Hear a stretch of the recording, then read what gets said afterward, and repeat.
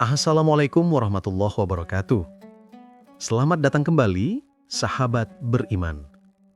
Bayangin ini, lu lagi di depan cermin. Lu ngaca, tapi yang nongol malah bayangan buram, kayak kaca yang habis diludahin. Lu kesel, lu pikir, gimana caranya biar pantulan gua kinclong? Nah, banyak orang, kalau ngelihat keuangan mereka, kayak ngaca di cermin kayak gitu. Gaji mepet, utang nambah, peluang hilang, bisnis seret. Mereka panik, buru-buru nyari pembersih kaca, alias nyari tips cepat kaya.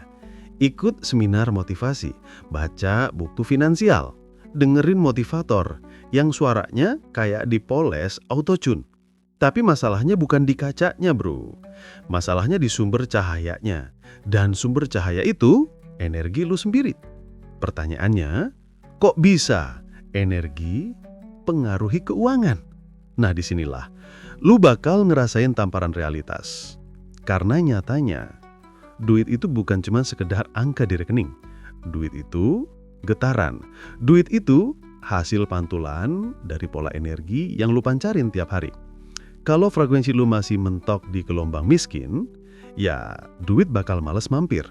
Bukan karena semesta pelit, tapi karena hukum energi itu simple. Sesama frekuensi saling tarik-menarik. Lu main di frekuensi drama, lu dapat masalah. Lu main di frekuensi syukur, rezeki ketuk pintu kayak kurir, COD. Jika Anda mulai merasakan getaran yang sama, jika Anda merasa frekuensi ini menyentuh Anda, saya undang Anda untuk menekan tombol like. Tulis di kolom komentar, saya siap mengatur frekuensi. Dan yang paling penting, pastikan Anda sudah subscribe. Agar kita bisa terus bertumbuh bersama di gelombang vibrasi tinggi. Balik ke topik. Kenapa topik ini penting? Karena, bro, banyak orang udah kerja keras, kayak terbau sawah, tapi dompet tetap bolong. Bukan karena mereka bodoh, bukan karena nasib mereka sial, tapi karena pola energi mereka error. Mereka secara nggak sadar lagi nyebar sinyal kekurangan, rasa takut, rasa nggak pantas, rasa minder. Nah, sinyal beginian yang bikin rezeki minggat.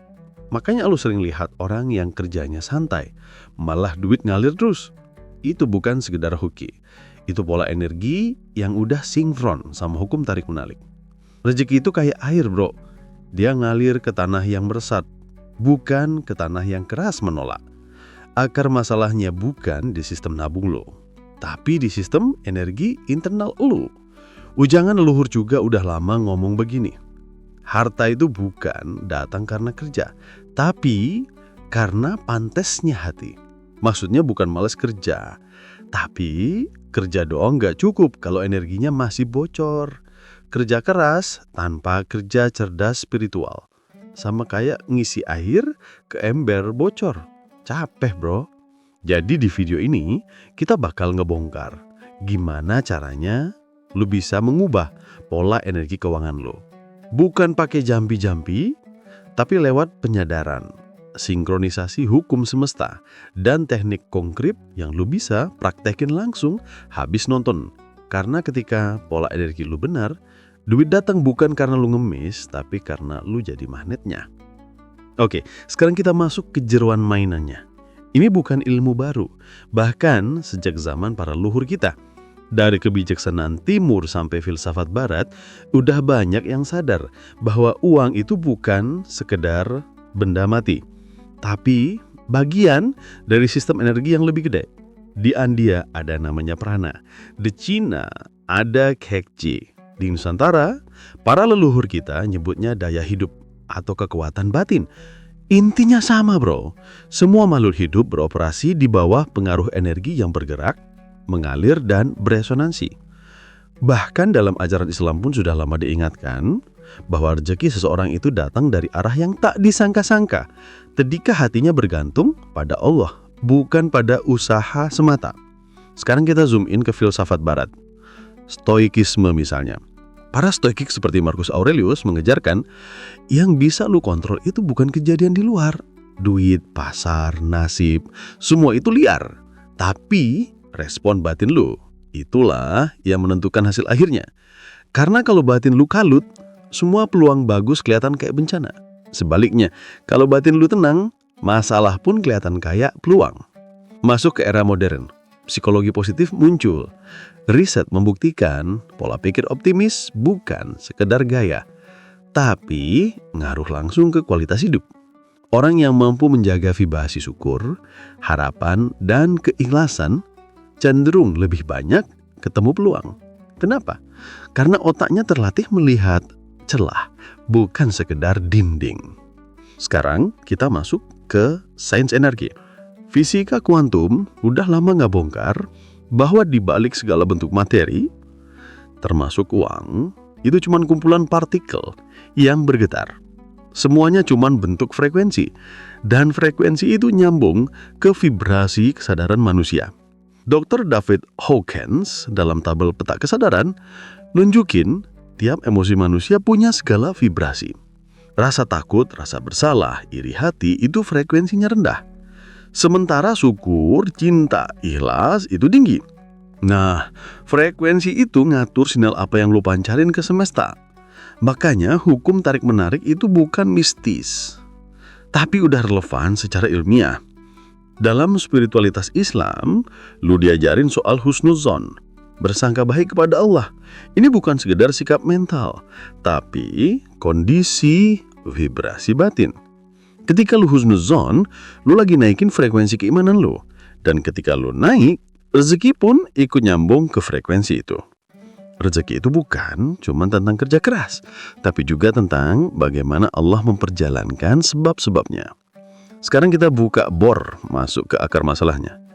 Kenapa banyak orang ngerasa udah kerja kayak kerbau, tapi rekening tetap kayak padang pasir? Jawabannya ada di pola energi internal yang tanpa sadar ngeblok arus rezeki. Yang bikin itu semua bukan orang lain, bukan sistem, bukan makhluk halus, tapi diri kita sendiri. Pertama, masalah utamanya adalah vibrasi kekurangan kronis. Ini penyakit mayoritas manusia modern. Sejak kecil kita dicekokin narasi scarcity. Duit susah dicari, rezeki itu rebutan, harus hemat, takut rugi. Akibatnya alam bawah sadar kita udah kayak hard disk yang penuh file sampah ketakutan. Setiap kali mikirin uang, langsung muncul rasa cemas. Padahal rezeki itu kayak udara bro, nggak akan habis kecuali lu sendiri yang nutup hidup lu sendiri. Kedua, belief system error, keyakinan batin yang error. Banyak orang tanpa sadar punya keyakinan, kayaknya gue hebat, bukan orang kaya. Duit itu sumber dosa. Nah, ketika lu punya keyakinan kayak gini, otak lu nyetel autopilot buat menghindari rezeki. Karena buat dia, kaya itu ancaman. Hukum semesta itu kayak server. Dia cuman eksekusi program yang lu input. Kalau lu input program miskin, ya hasilnya itu terus. Ketiga, ada yang namanya attachment, keterikatan berlebihan sama uang. Ironis ya, orang pikir makin nempel sama duit makin gampang dapet. Justru kebalik bro, semakin lu ngejar, lu kayak orang kehausan, ngejar fata morgana. Semakin dikejar, semakin kabur. Kenapa? Karena energi lu berdasar rasa takut kehilangan. Dalam hukum semesta, rasa takut kehilangan sama aja sinyal ke semesta bahwa lu percaya kekurangan. Maka semesta pun ngasih lu realitas sesuai keyakinan itu. Keempat, vibrasi penghakiman. Lu tahu kan kebiasaan nyinyir lihat orang kaya, dia mah kaya karena warisan, itu mah hasil korupsi. Nah, setiap kali lu nyinyir begitu, sebenarnya lu lagi ngasih sinyal ke diri lu sendiri bahwa kekayaan itu buruk, salah. Otomatis alam bawah sadar lu ngeblok lu buat punya kekayaan yang sama. Karena batin lu udah sepakat, kaya itu jelek. Kelima, tidak selaras antara doa dan vibrasi batin. Banyak orang doa minta rezeki, tapi setelah amin, dia langsung overthinking. Kayaknya susah, bisa nggak ya? itu kayak ngirim paket, tapi alamatnya salah. Doanya naik, vibrasinya jatuh. Akibatnya, paket rezeki muter-muter nyangkut di gudang semesta. Sekarang kita kaitin sama hukum sirkulasi. Duit itu kayak darah, harus ngalir. Kalau lo pelit, takut keluar duit, takut sedekah, takut investasi, duit lo jadi stagnan. Tapi kalau lo berani ngalirin dalam bentuk sedekah, bantu orang, investasi diri, maka arusnya justru makin deras balik ke lo. Disinilah Al-Quran memberikan kita sebuah panduan yang presisi tentang mekanisme energi sedekah. Dalam surah Al-Baqarah ayat 261, Allah berfirman, "Mathalul ladzina yunfiquna amwalahum fi sabilillahi kamathal habbatin ambatat sab'a sanabila fi kulli sumbulin mi'atu habbah wallahu yudha'ifu liman yasha' wallahu wasi'un alim." Yang artinya, perumpamaan orang-orang yang menafkahkan hartanya di jalan Allah adalah serupa dengan sebutir benih yang menumbuhkan 7 bulir. Pada tiap-tiap bulir 100 biji. Allah melipat gandakan ganjaran bagi siapa yang Dia gandaki. Dan Allah Maha Luas karunia-Nya, lagi Maha mengetahui. Perhatikan sahabat beriman. 1 jadi 7. 7 jadi 700.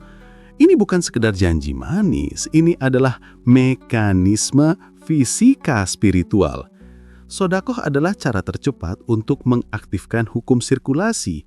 Anda mengirim sinyal ke semesta. Saya percaya sumber saya tidak terbatas. Dan semesta yang tunduk pada perintah Allah akan merespon, "Oke, bro." Sekarang waktunya kita gak cuma jadi penonton, tapi turun langsung ke lapangan.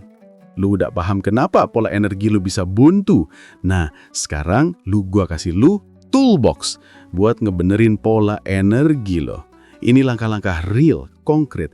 Langkah pertama yang mutlak, deklarasi batin ulang total.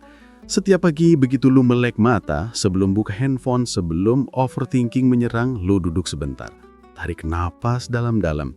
Terus lu ucapin ke diri lu, "Rizki saya hari ini sudah ditetapkan oleh Allah. Saya hanya tinggal menjemput jalannya." Kalimat ini bukan mantra, ini program batin. Lu kasih instruksi ke otak bawah sadar lu bahwa hari ini lu dalam mode menerima, bukan mengejar. Ini menggeser vibrasi lu dari scarcity ke abundance. Langkah kedua, teknik aliran sadar 10 menit. Sediakan waktu 10 menit sehari, lu duduk, pejamkan mata, tarik napas, dan bayangin diri lu udah berada di realitas finansial yang lu impikan. Bukan sekedar visualisasi, tapi rasakan emosinya. Seakan-akan udah kejadian. Rasakan rasa syukurnya, lega, tenang, lapang, aman. Ini penting. Karena semesta gak baca gambar, semesta baca getaran emosi. Makin kuat emosi lo, makin tajam sinyal yang lo pancarin. Langkah ketiga, audit keyakinan bawah sadar. Lo butuh jujur sama diri lo.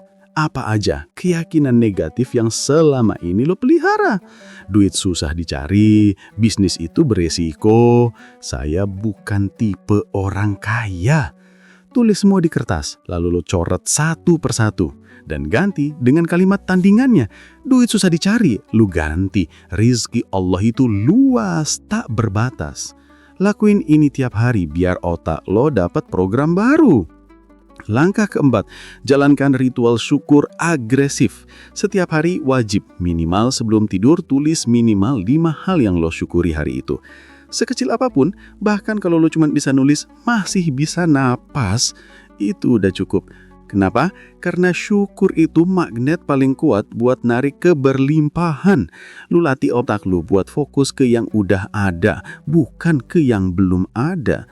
Ini ngegeser radar batin lu.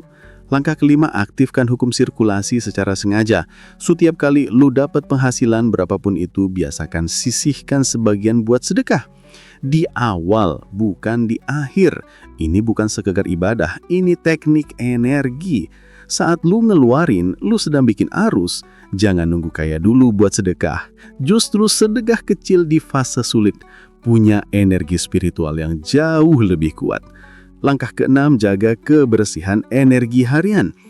Lu perlu jaga energi lu dari polusi vibrasi negatif. Hindari gibah, nyinyir, iri sama rezeki orang.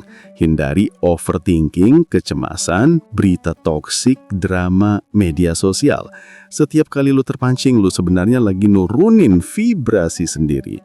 Kalau perlu detox circle pertemanan lo yang isinya racun batin. Langkah ketujuh, praktek zikir keberlimpahan. Perbanyak istighfar, salawat, dan membaca doa pembuka rezeki. Kenapa istighfar? Karena seringkali penghambat rezeki bukan kurang usaha, tapi banyaknya dosa yang ngeblok arusnya. Dalam ajaran Islam, barang siapa memperbanyak istighfar, Allah akan lapangkan rezekinya dari arah yang tak disangka-sangka. Langkah terakhir yang paling pamungkas, lepaskan keterikatan pada hasil. Setelah lu usaha, zikir, visualisasi, sedekah, jangan terobsesi sama hasilnya. Ini kuncian yang bikin banyak orang gagal. Mereka udah berusaha, tapi tiap hari ngecek saldo. Gelisah, kapan cair, kok belum datang? Lepaskan itu, nikmati prosesnya. Tawakal, Allah Maha Tahu timing yang terbaik buat ngasih rizki ke lo. Kadang rizki yang lo minta belum dikasih, karena kalau dikasih sekarang malah jadi bumerang. Rizki bukan datang karena lu ngemis, tapi karena lu nyambung sama skenarionya. Kalau lo konsisten praktek langkah-langkah ini, jangan kaget kalau dalam waktu singkat bukan cuma kondisi keuangan lo yang berubah, tapi kualitas hidup lo naik beberapa level. Nah, sahabat beriman, kita sudah bongkar semuanya. Dari cermin yang buram sampai cara mengganti sumber cahayanya. Tentu perjalanan ini belum selesai. Di video berikutnya, kita akan membahas sesuatu yang tidak kalah penting, yaitu Law of Deservability, hukum kepantasan batin. Kenapa banyak orang sudah tahu ilmunya, sudah praktek, tapi batinnya masih merasa tidak pantas menerima? Ini adalah sabotase halus yang sering menggagalkan semuanya. Pastikan Anda tidak ketinggalan. Jaga vibrasi Anda, jaga hati Anda. Wabillahi taufiq wal hidayah. Wassalamualaikum warahmatullahi wabarakatuh.